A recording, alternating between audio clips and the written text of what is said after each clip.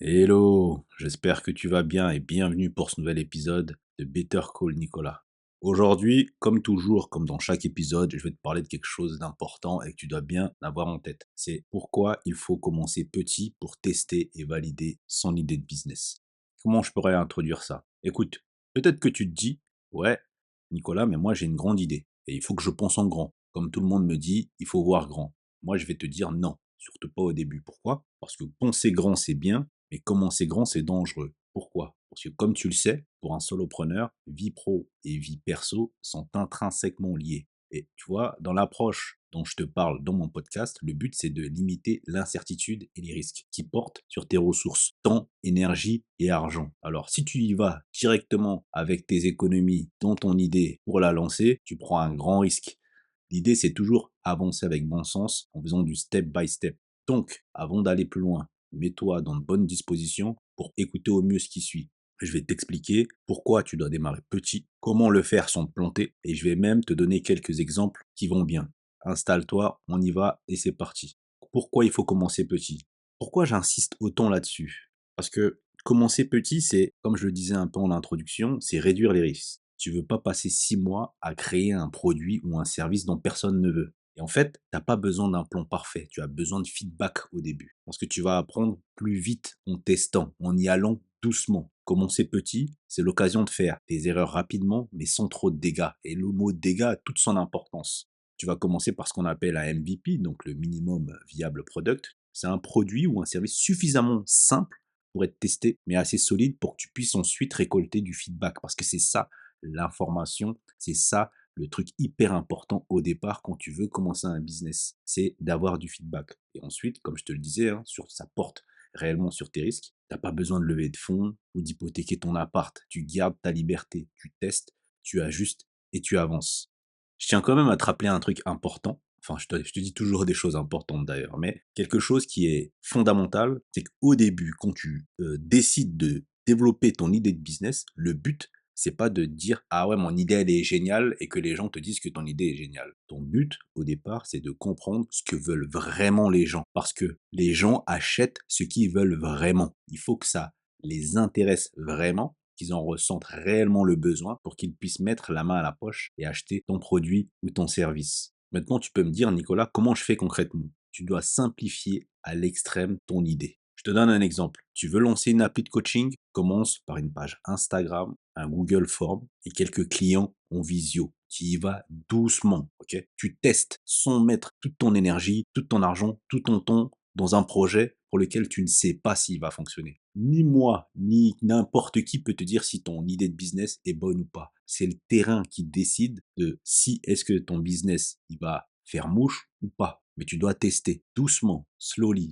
Par exemple, tu veux vendre un produit physique, mets-le sur le bon coin, fais une story Insta ou fais un truc hyper simple qui te vient rapidement en tête. Ou peut-être que toi, aujourd'hui, en étant consommateur, tu as souvent vu des solopreneurs, des entrepreneurs, des sociétés, des entreprises te propulser un produit et t'as mordu. Essaie d'utiliser ces mêmes procédés qui coûtent très peu de moyens financiers, hein, en quelque sorte, et voir si ce que tu as en tête, si le business, si l'idée de business que tu as en tête peut faire mouche ou pas. Tu crées une espèce de MVP malin. C'est pas forcément une app ou un produit fini. C'est par exemple, tu as lancé un formulaire de précommande sur un produit. Par exemple, tu as lancé une démo fictive, un prototype un peu bricolé, rafistolé, ou un service fait main que tu automatiseras plus tard. Par exemple, je sais pas, tu confectionnes des sacoches. Je te dis ça, c'est un exemple comme ça qui me vient en tête. Ce que tu veux au début, et je le répète, c'est tester. Tu veux tester le désir du client, pas ta capacité à faire bien, à coder, à confectionner quelque chose de hyper chiadé en fait. Au début, tu testes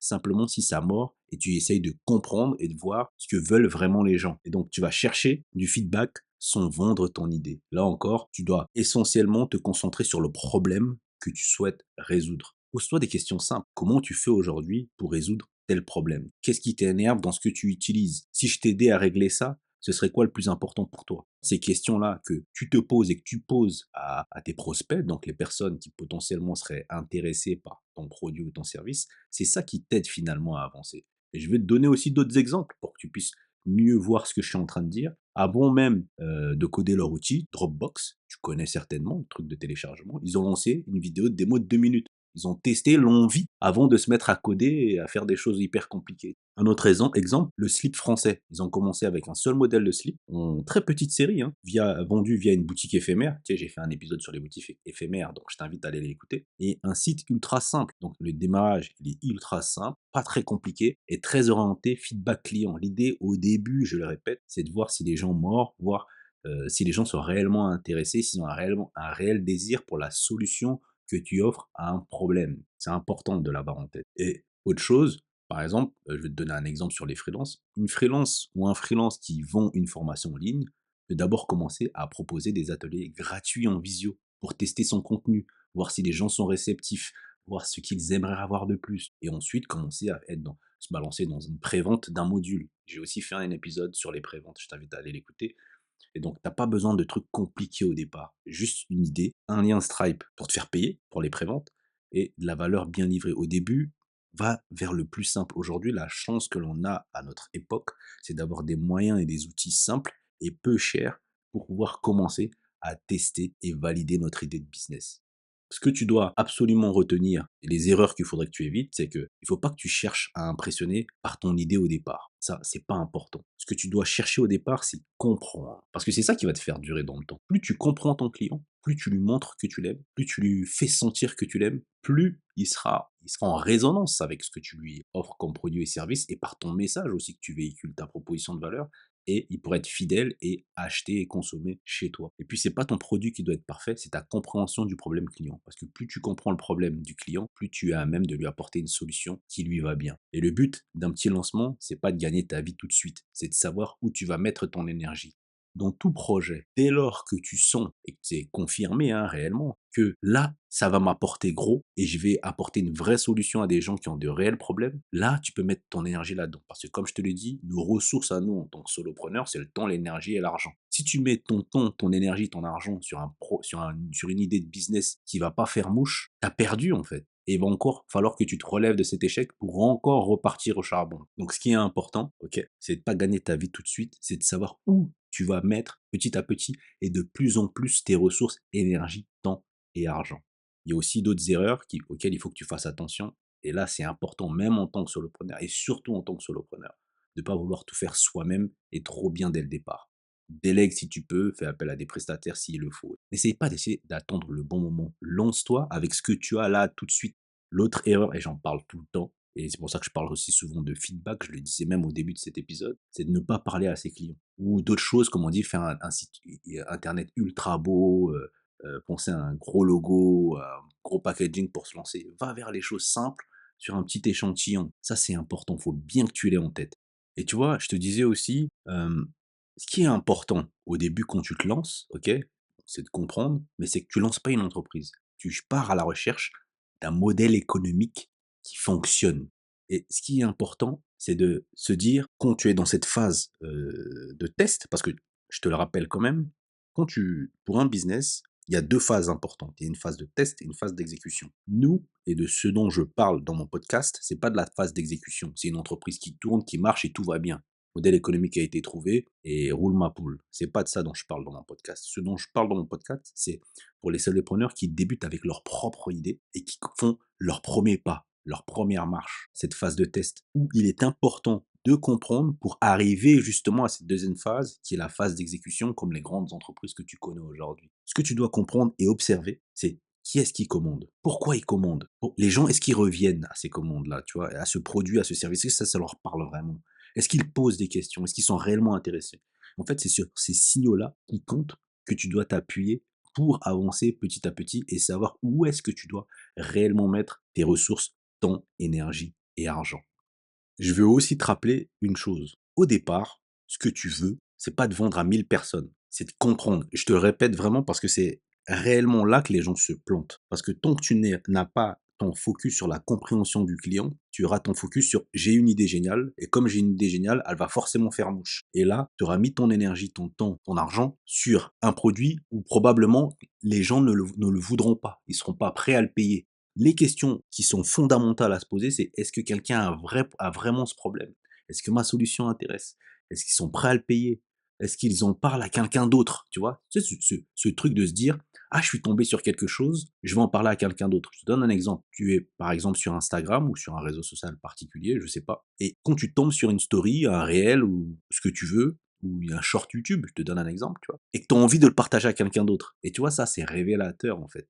On Dans les métriques, sur Instagram, par exemple, où tu peux voir, toi, en tant que créateur de contenu, combien il y a eu de partages et autres. Ça, c'est symbolique. C'est toutes ces informations-là, tu vois? Ce que tu veux au début, c'est être sûr d'avoir des informations fiables, honnêtes. C'est pas des compliments, pas de dire que ton idée est belle et que pour finalement les gens ne le consomment pas. Toi, tu dois tester, observer, te poser les bonnes questions et itérer pour arriver justement à cette phase d'exécution où tu sais que ton produit plaît, où ton modèle économique il est bien chiadé, et ensuite tu peux avancer et faire les choses correctement. Et c'est ça qui est important. Commencer petit, c'est pas penser petit. Commencer petit, c'est se donner le maximum de chances, avec bon sens, de finir grand. C'est la meilleure stratégie pour savoir si ton idée tient la route, c'est de commencer petit. Tu vas construire pas à pas, avec des preuves et pas des suppositions, en fait. Toi, ton but, c'est d'aller le plus loin possible et de commencer avec peu. Prends une idée, découpe-la en mini-expériences et teste-les une par une. Ton but, c'est d'y voir clair,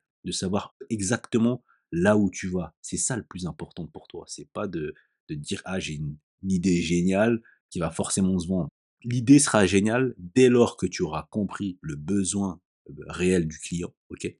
Et que ce client affirmera son désir d'avoir ton produit ou ton service en mettant sa main à la poche. Et ça, c'est le must. C'est là où, j'espère que tu arriveras.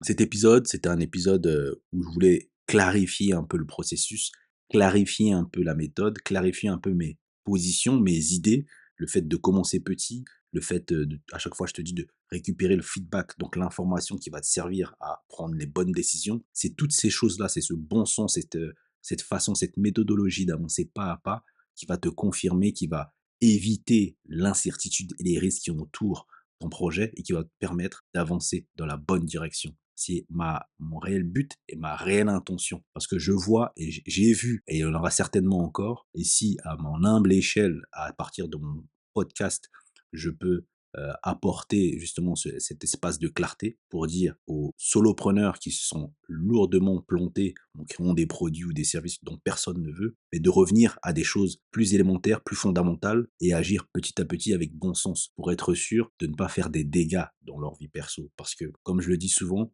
vie perso et vie pro pour un solopreneur, c'est intrinsèquement lié. Tu t'imagines quitter ton taf, te lancer dans un projet business et ensuite, juste parce que tu as tout perdu sur une idée qui finalement personne ne veut, tu perds tout en fait, tu vois. Si ton tech, tu es en couple, tu es des enfants, tu mets ta vie en risque. Et donc le fait de commencer petit, itérer, apprendre ce qui est important, être dans une phase de test où justement tu as des informations fiables, tu n'es pas uniquement sur tes suppositions, tu grandis step by step et tu finis grand et tu arrives justement à cette phase d'exécution. C'est ça qui est important. Et si mon podcast peut y aider, bah franchement, je serais très honoré et très content d'avoir au moins pu apporter cela aux gens. Donc, écoute, si cet épisode t'a plu, n'hésite pas à le partager avec d'autres personnes qui pourraient également l'apprécier. Ce serait bien que tu puisses me donner du feedback dans les commentaires ou potentiellement, si tu as besoin, m'envoyer un mail, m'écrire en DM, poser une question si tu veux clarifier un point. En tout cas, toutes les solutions, toutes les possibilités s'offrent à toi. Ok, donc je te dis, prends soin de toi et à très vite pour un prochain épisode de Better Call Nicolas. C'était Nicolas, allez, prends soin de toi et ciao.